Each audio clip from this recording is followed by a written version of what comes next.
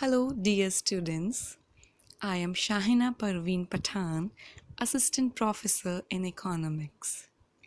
Students, today I am going to introduce you all with an international organization which is playing an important role in managing and boosting international economic relations among various countries.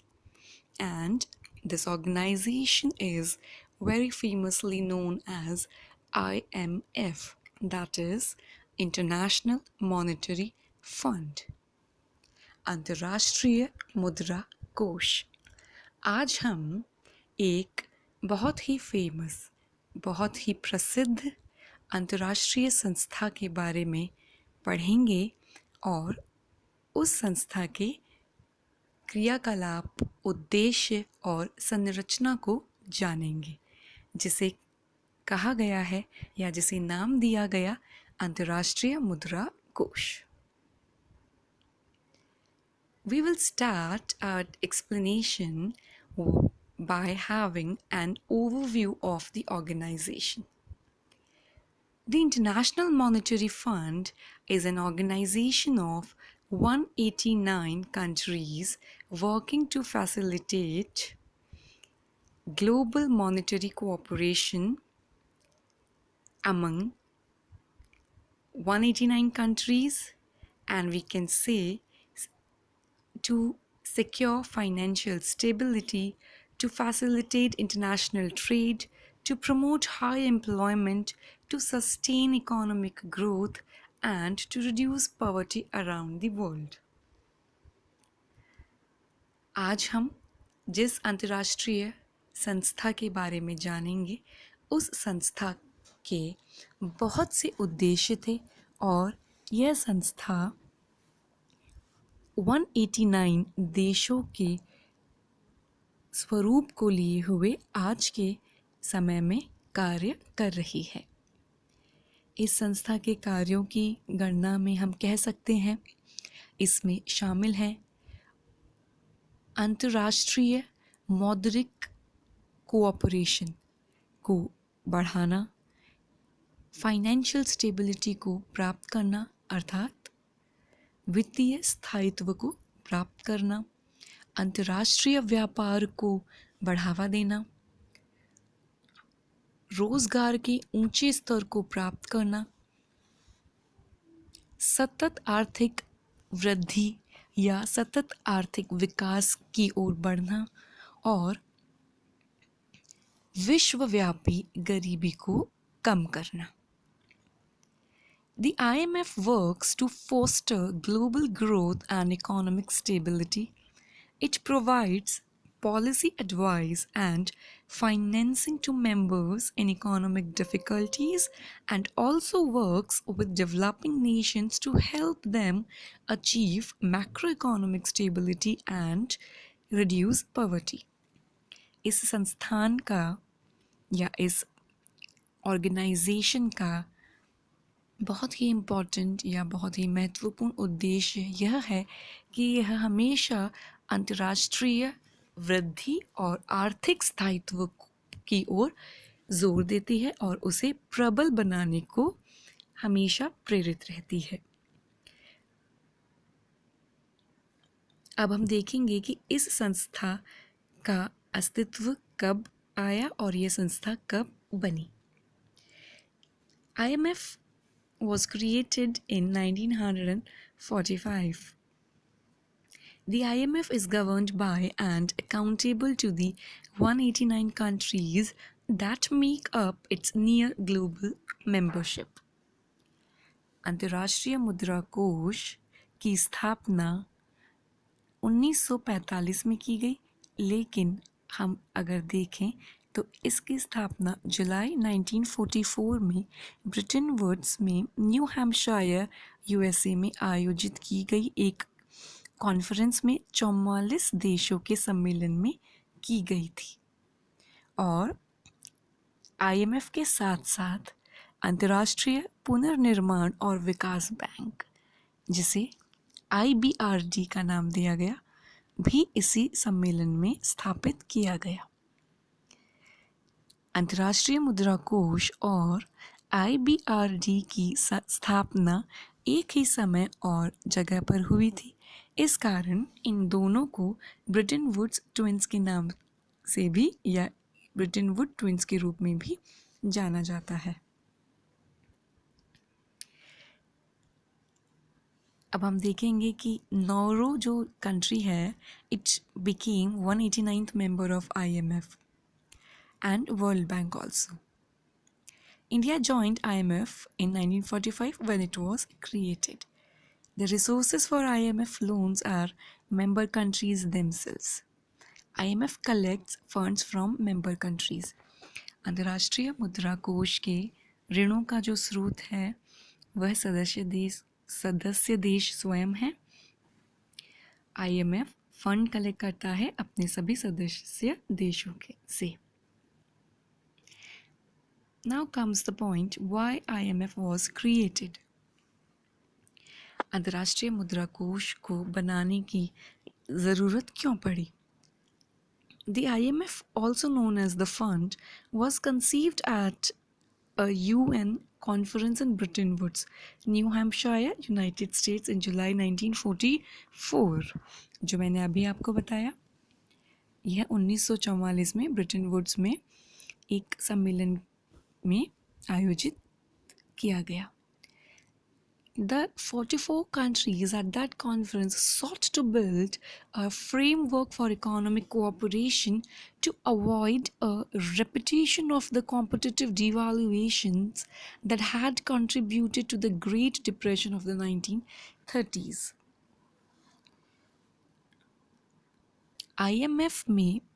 IMF के जो 44 सदस्य देश थे, जब इसकी गणना या गठन किया गया, उन देशों ने मिलकर अंतर्राष्ट्रीय व्यापार या अंतर्राष्ट्रीय आर्थिक स्थायित्व के उद्देश्यों की प्राप्ति के लिए यह संगठन बनाया। और इस संगठन में उस समय यह डिसाइड किया गया कि जो भी विश्वव्यापी मंदी हुई 1930 की, उस मंदी के दौर से आगे अगर कोई ऐसी सिचुएशन उत्पन्न होती है तो कैसे डील किया जा सके। अब हम देखेंगे इसके बारे में कुछ रोचक तत्व या कुछ रोचक तथ्य। Currently 189 countries are the members of IMF. Headquarters कहाँ है? मुख्यालय IMF का, अंतर्राष्ट्रीय मुद्रा कोष का, वॉशिंगटन DC में है। अगर हम देखें तो कुल सदस्यों की संख्या 189 है। और यहाँ ध्यान देने योग्य बात यह भी है कि आमतौर पर IMF का हर सदस्य देश विश्व बैंक का सदस्य बन जाता है। इसी तरह IMF अगर छोड़ने वाला कोई देश होता है तो वह स्वचालित रूप से विश्व बैंक से भी निकाल दिया जाता है। एग्जीक्यूटिव बोर्ड जो है IMF का, वो 24 डायरेक्टर्स के साथ बनता है। और ऑल दीज 24 डायरेक्टर्स जो होते हैं वो क्या करते हैं? वो प्रत्येक देश का रिप्रेजेंटेशन करते हैं या ग्रुप ऑफ कंट्रीज़ का, कुछ देशों के समूह का।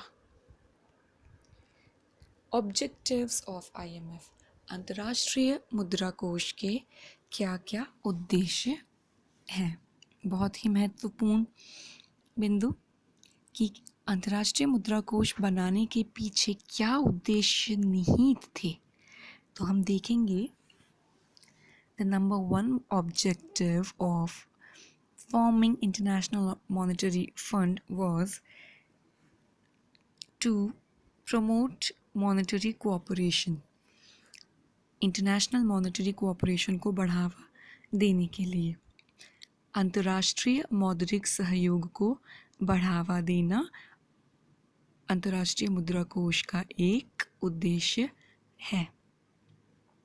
The most important objective of the fund is to establish international monetary cooperation amongst the various member countries through a permanent institution that provides the machinery for consultation and collaborations in various international monetary problems and issues.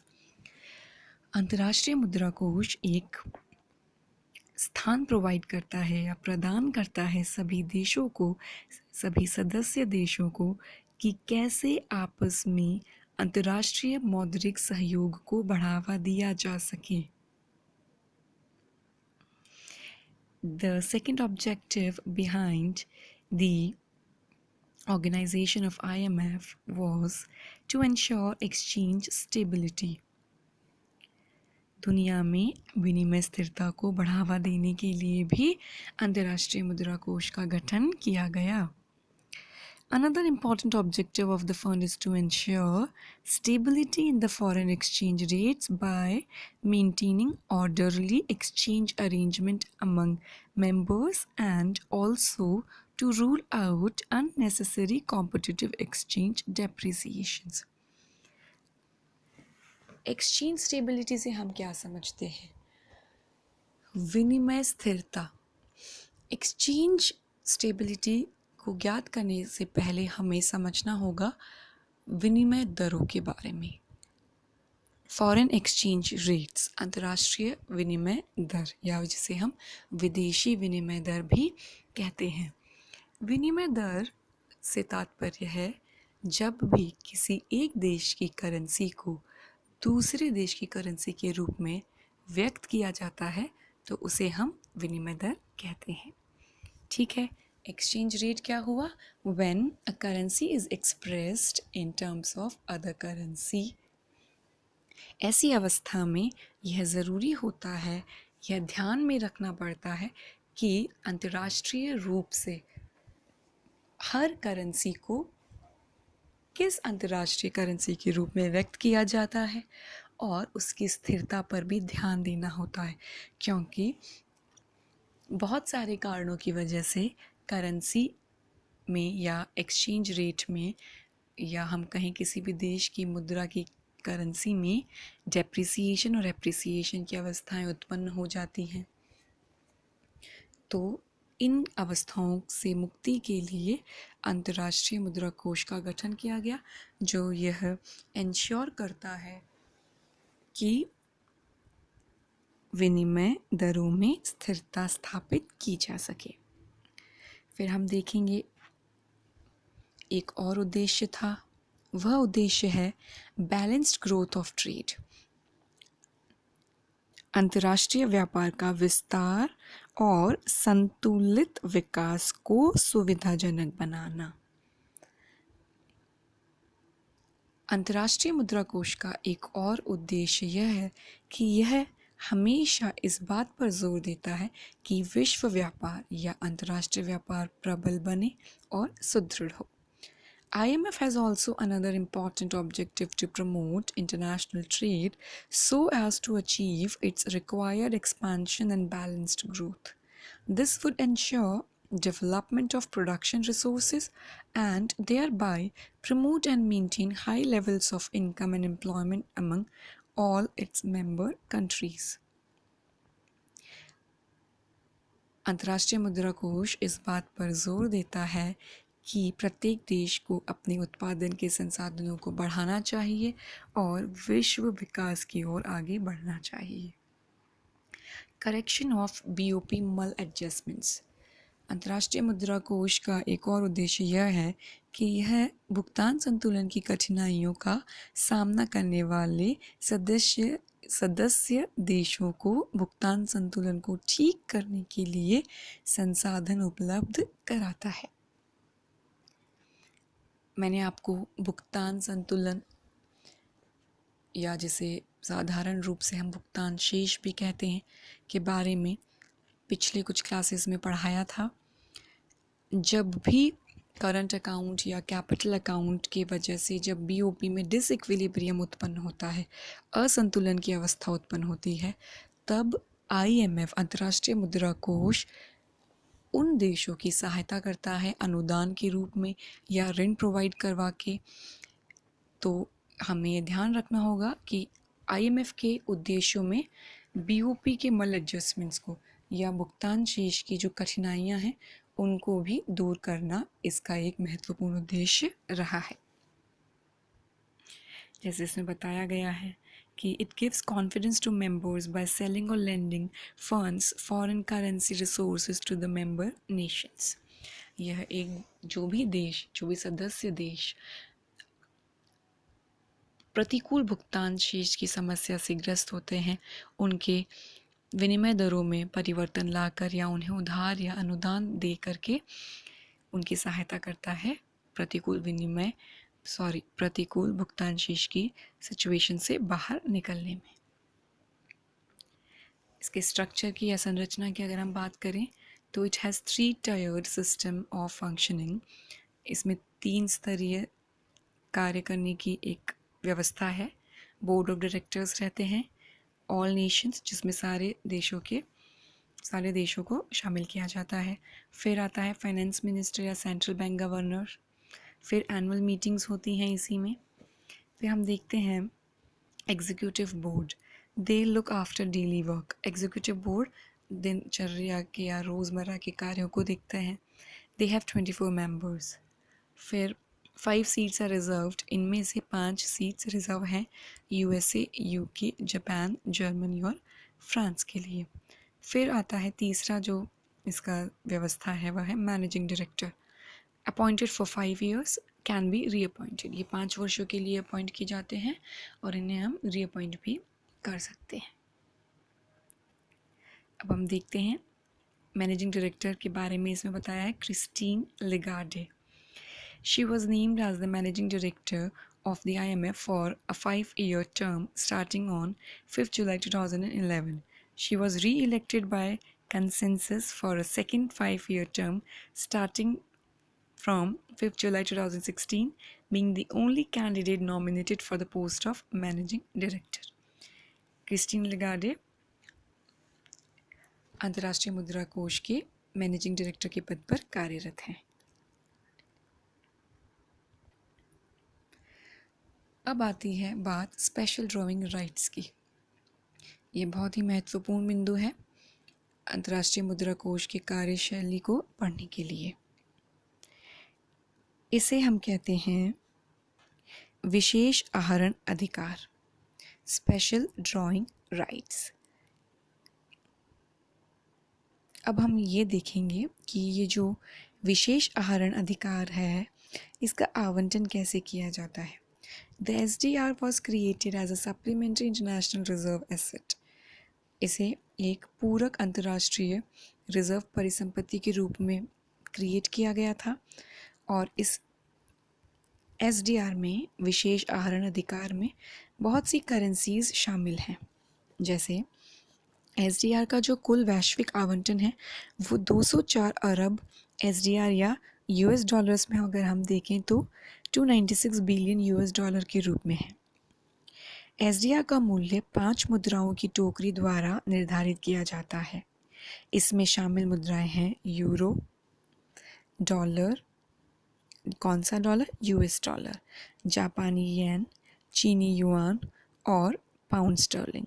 चीनी yuan को अक्टूबर 2016 में SDR टोकरी में 5वीं मुद्रा के रूप में शामिल किया गया था। ठीक है, ये पांचों मिलके विशेष आहरण अधिकार के हिस्सा बनते हैं। अब इसमें हम देखेंगे कि मुद्रा भार कितना होता है। SDR का मूल्य निर्धारित करने में सबसे अधिक भार अमेरिकी डॉलर, जिसका कितना है प्रतिशत? 41.73% का है। इसके बाद जो भार है या जो महत्व है वह है यूरो का, जो कि है 30.93%। अगर हम देखें फिर SDR का कोटा भी निर्धारण होता है। वर्तमान में IMF में भारतीय कोटा 2.76% है। संयुक्त राज्य अमेरिका का कोटा सबसे अधिक 17.46% है, जिसके बाद जापान का और चीन का कोटा आता है। फिर हम देखते हैं फाइनेंसेस के बारे में कैसे कोटा का निर्धारण किया गया, वो मैंने अभी आपको एसडीआर के बारे में बताया.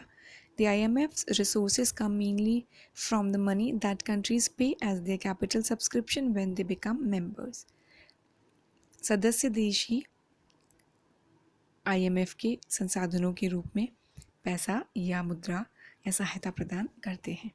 Quotas broadly reflect the size of each member's economy.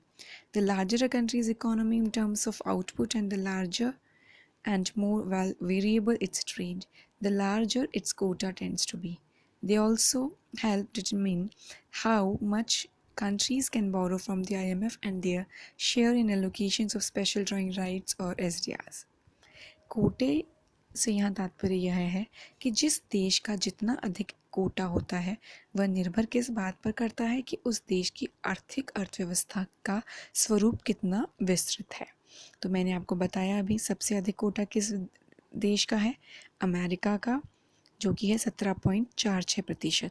फिर है जापान का जो है 6.48%. और भारत का कोटा अंतर्राष्ट्रीय मुद्रा कोष में 2.76% है.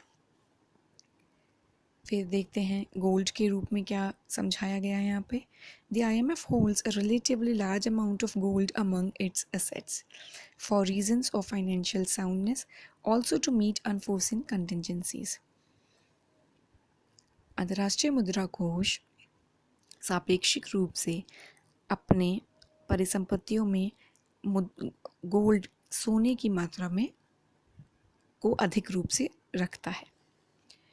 अब हम देखेंगे कि उधार क्षमता कैसी है.